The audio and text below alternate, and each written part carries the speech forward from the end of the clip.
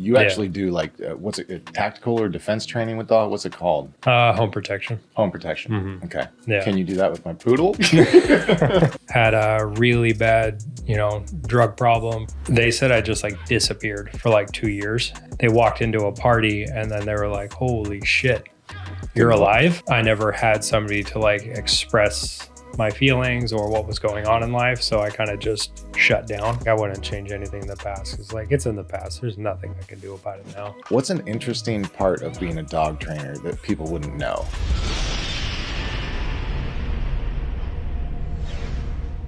Welcome back, everybody, to another episode of the Vibe with Humanity podcast. I am here with Nick, owner of Consistent Canine, which is a dog training company. He's done 2 of mine. I can personally vouch for him at consistentcanine.com. So we're really excited to hear from him today and see what the mind of a dog trainer is like. Thank you for having me.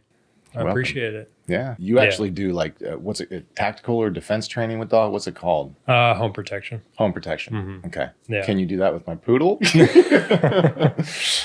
We can teach them to jump like crazy. Mm-hmm. They're too happy. Yeah, they are too happy, man. Yeah. They'll bark. Yeah, which is good. Oh, they'll definitely bark, but yeah. That's kind of the best. I mean, when I look at like home protection for a dog, it's cool to go to the next level and have them trained to protect, but just being alerted that there's something up is often enough. You know, get yourself ready, whatever that looks like. Oh, yeah. But they're always aware of the things that you aren't. Grew up hunting with my dad, and so I immediately sparked an interest with watching him and how him and his dog work together when we're out hunting pheasant. Then my mom had an Aussie, and watching their relationship, it was like she never trained that dog to do a single thing, but he was just super obedient. And then blew my mind one day because she was hiking over at Folsom Lake, and then one guy jumped out at her with a knife, and then the dog immediately protected her and went after her and saved her. And just hearing about that was like fascinating to me. And I learned a lot more about relationships with dogs and how important it is. And because back when I was a kid watching my dad, and it was just a standard style of training was just crank and yank, like do this or I'm going to crank you on the leash. it is a very cool. I had a dog growing up, and one of them got hit by a car real bad, and I had to go deal with it and pick it up. So I was like, you know what, I'm not going to do that again. And became a not dog person until we got Hank. And there's something that happens with, they call him man's best friend for a reason. He like rewired my brain. This concept of unconditional love, and like, it's good for kids too. You can see like it's teaching them about love and responsibility. And I feel like kids need dogs. So. Oh yeah, absolutely. Do you feel like you always had an ability to like understand them and read them more than most, or was that from training?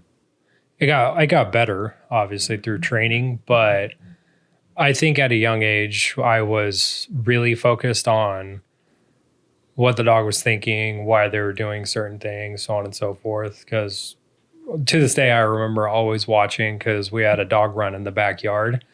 And then it was my responsibility to let them out, all that type of stuff in the morning before we went to school. And I'd always look back at them and be like, wish I could just be them.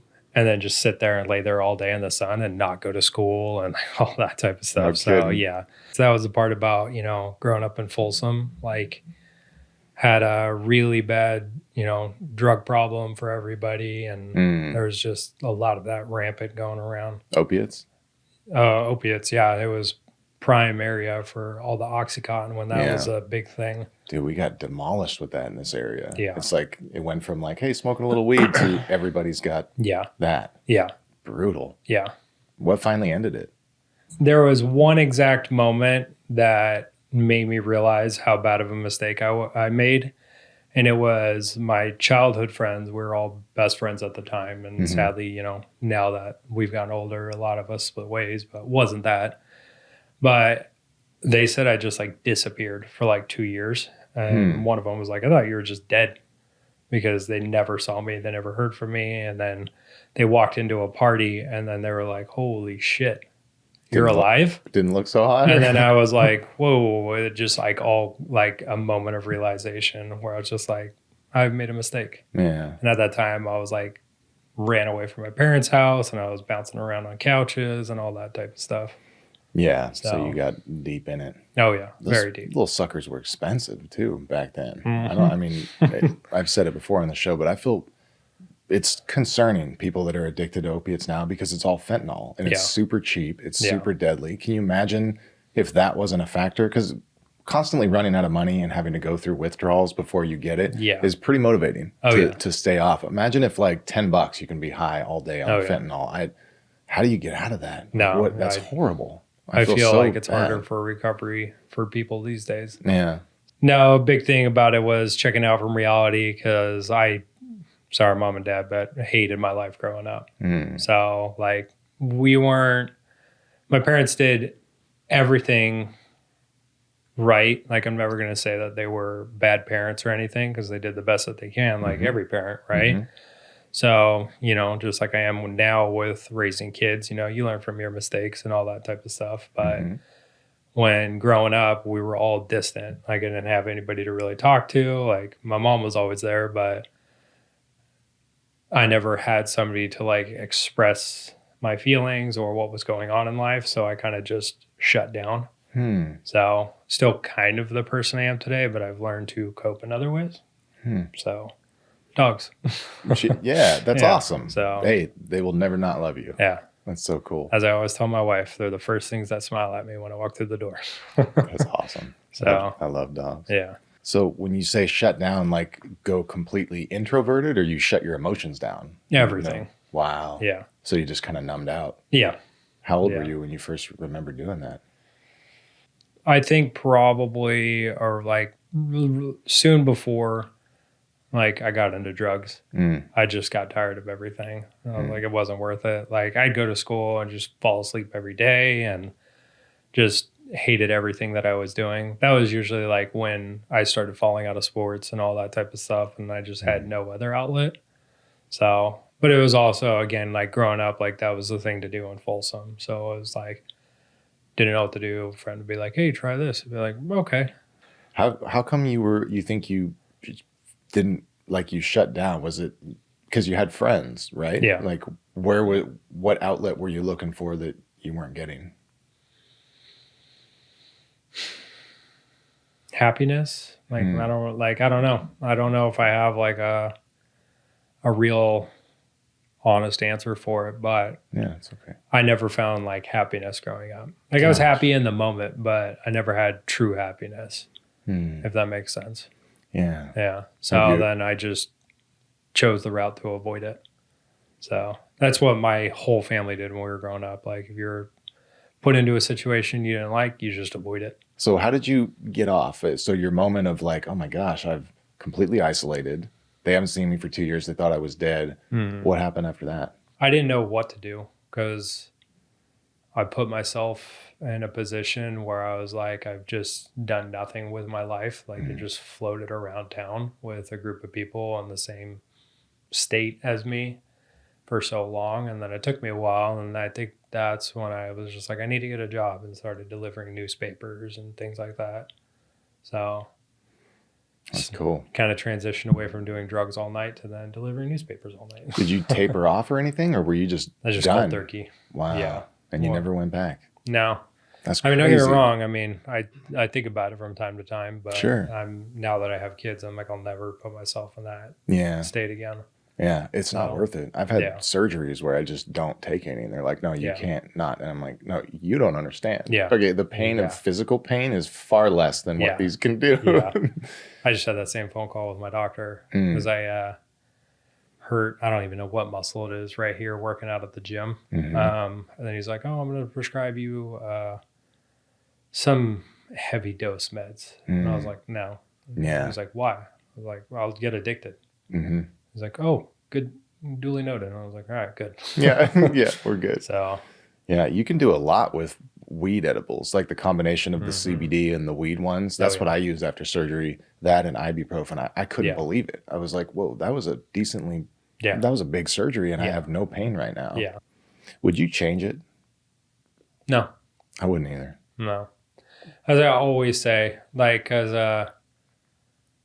I had some people that I told them I was coming on here today, and then they're like, oh, what's it going to be like? What are you going to talk about? And I was like, we'll probably talk about, my history and things like that. And everybody's like, you're going to talk about, drugs. I was like, yeah, I'm not ashamed of it.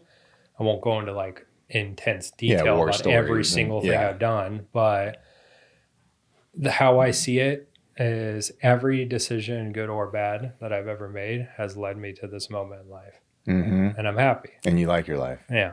I think a lot of people look at drug addicts or people that have abused drugs as a lower part of society or having no willpower or just bad people. It's like, no, they're just like you, and they had the perfect life circumstance, and this drug came in their life at the perfect time and gave them just the right amount of relief. And so they want to try it again. And then a physical dependency. So it can happen to anyone. You got to be super careful and aware. So I wouldn't change it either. Because if we change one part of it, we might not have this life. Might not be where you're at. Yeah. What about a daily routine? So you like to work out. That's important. I'm not Andrew Huberman, so I'm going to mess it up. But there's some sort of chemical or hormone process in the brain where, I'm going to mess it up. But basically, there's leftover chemicals that the brain is full when they're trying to move them in. And if those leftover chemicals aren't processed, they land on parts of the brain that can trigger anxiety and fear and depression. Working out channels them into the muscles. So there's a physical relief mentally when you work out. I think that part, and it's resistance training they're finding out, which is often overlooked. I think people think resistance training is like powerlifting. It's like, no, it's push-ups. And if you can't do push-ups, go lean against a wall. Do wall push-ups. Start there. I started with 5 knee push-ups a day and it went on like that for a couple months. And now I can do a good amount. You're a pretty positive guy and very patient and calm and even. Is that something you try? Like you have a skill you've worked on to have that kind of persona? It's not necessarily like a thing that I've focused on and like tried to I guess work on. I just have like moments of realization, and that might sound dumb to a lot of people, but I just like at the end of the day, the only thing that matters is like you and your family and things like that. And like the end of the day, if I'm mad at somebody, the only person that's going to be mad at the end of the day is me. Right. So it's like, plus a big part of, like I was saying earlier, like you run away from your problems. It doesn't help, but it's like, I no longer like to argue with people. Like if somebody wants to argue, I just say, yeah, you're right. Have you just take the high road. Yeah. Be like, I'm not doing this with you. That's awesome. So yeah, we're not doing this with you. Yeah, exactly. You got it. Whatever it is that you want, you got it. It's like we were talking about this earlier about that Tom Segura line where he's like, when somebody goes to argue and he goes, you know what, you're right. And be like, what do you mean you're right? And be like, I walked around, I came to your side, and now I'm on your side. You're right. Have a good day. There's so much freedom in taking the high road. It's very uncomfortable at first. I grew up my whole life thinking if you're not winning the arguments, you're soft, you're weak, or you can't think quick enough on your feet, or you need to sharpen your debate skills. And that's one way to live, but you end up exhausted all the time, and you end up with this negative view on people. Stress. So changing that, going from feeling like being a man is standing up for yourself in areas that were totally inappropriate and uncalled for, to taking the high road and feeling like you got punked. That was for me anyways, that was a hard transition, but there is so much freedom in it. You're just you're not at the whim of other people. Like one of the biggest things I actually learned earlier this year, I was doing some courses out at a dog trainer school, learning about detection and all that type of stuff. The whole time I couldn't figure out why people were just like not talking to me and all that type of stuff. And a lot of people thought I was rude until I would actually start talking to them. But it's like, I always just observe. I'm just quiet. And then once somebody was like, you just have an RBF. I was like, oh, it's not. What's an RBF? Resting bitch face. Oh, that's hilarious. So, but I just observe. And, I don't smile often, but not getting involved in conversations and debating people, because that's what a majority of the dog world is. It's just arguing who's right, who's wrong, all that type of stuff. Wow, and I don't want to get involved with it. So a lot of people typically just avoid me. I even have clients that come up to me and be like, I wasn't sure if I should ask you a question because you don't look happy. I'm like, ask away. Like, I'm totally fine. I'm just watching. That's so funny. So, I picked up I just picked up like, man, this dude's chill. Like he's not judging. He can handle my high energy, so maybe that's on them. Yeah. They can't handle someone. Yeah. So a calm person. Yeah. I don't pass judgment, but I know when you and I met, we clicked. Mm-hmm. So this kind of puts you on the spot. What's an interesting part of being a dog trainer that people wouldn't know? Are you talking more like dealing with clients or just specifically with a dog? Actually, let's go clients, because that's I bet that's really funny. I would say one of the most interesting things as a dog trainer dealing with clients is their idea on like their perspective on dogs versus mine or other dog trainers' perspectives and things like that. Like I've learned a lot over the last year. Like I was going off of like a lot of like what clients would say was accurate and then realized that it wasn't and all that type of stuff. And then one trainer sat down with me and was like, every dog that comes in, owner can be like, this dog's perfect. And you got to assume it's the worst dog ever. Not necessarily the worst dog, but it's like, my dog's crate trained. Okay, well, you can't assume it's crate trained. Like I got 2 dogs right now where the owners were like, oh, they're potty trained. No, they're not potty trained. So they've gotten multiple baths this week alone. So, but yeah, that's one of the things is like their view on how they live with dogs and their expectations versus our views. So we're very like 7 days a week, always wondering and focusing on the dog, and the dog to them is in the background type stuff. Okay. So, and then trying to teach them like, you got to change that when your dog comes home, so on and so forth. What do you think is the most important thing for you in life? Really putting you on the spot today. That's one of those things where I don't want to just like blurt out an answer and think about it on the drive home, be like, shit, I should have said that. Obviously your kids. That's I mean, kids are number one in my life, and just, trying to maintain happiness and, making sure there's a roof over everyone's head and providing a good life and things like that. I know it's not like an exact answer, but no, it's definitely exact. Yeah, that's kind of, I was thinking after I asked that, well, I guess I should say at this stage, because I mean, what's important to me now was not important 10 years ago. And 5 years, who knows how I'm going to feel. Yeah, exactly. What would you like to be remembered for? What kind of mark do you want to leave? This might sound really depressing, but Andrew Santino? Who's he? He's a comedian. Okay. And he just did a stand-up at the beginning of the year. I don't know, maybe beginning or middle of the year. Time has been all weird since COVID. Yeah, it has. Yeah. What's up with that? It's been really weird. What happened last week, I could have thought maybe happened a few months ago. Yeah. But he has a stand-up called Cheeseburger, and the way he explains it, he's like, I don't care about being remembered, any of that type of stuff. Just enjoy me in the moment. That's really all that matters. So like, I don't want people to like grieve over the fact that I'm gone. Just, live in the moment. Yeah. As hippie-ish as that sounds. Good, man. Well, I appreciate you coming on. Yeah, I appreciate you having me. Cool. I was definitely nervous, and you were right. It got a lot easier as time went on. Yeah, you don't notice the lights. You forget about the cameras, and it just feels like a conversation. Yeah. Cool. Well, I think a lot of people are going to like your calm, happy energy. I know I felt it. So. Yeah. Well, I appreciate it. Thank you, sir. Man. This was great. Yeah.